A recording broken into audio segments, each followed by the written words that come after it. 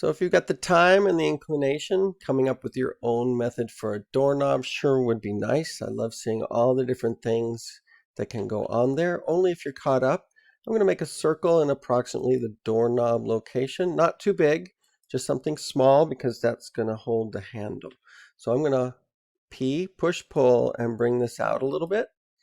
And then I'm going to do it again, and this time tap Control. So I'm bringing a copy of that face out. And the reason I'm doing that is so I can scale it up. So S for scale, and then I can hold down Control, and it will just scale out that piece. So this piece stayed the same, look, making a handle, and then this is there. Now if I wanted to maybe make it not circular, I could hold down Control from a side one and give it a slightly different look. But that is just the simplest of doorknobs.